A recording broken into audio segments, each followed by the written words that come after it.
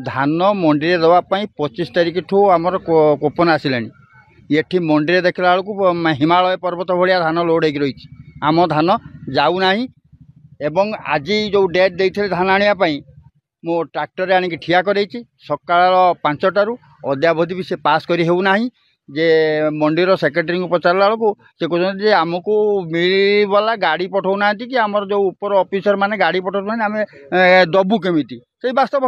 सत घटनाटा ये गाड़ी आसने सीना माल सहले आम नब तेणु बर्तमान आम जो ट्रैक्टर माल आनी फुल करके ट्रैक्टर वाला बर्तमान से कहले तुम डबल पैसा दियो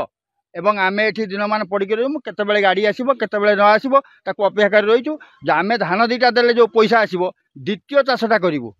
चाषी बंचिले देश बंचब चाषी मले देश मर तेणु मु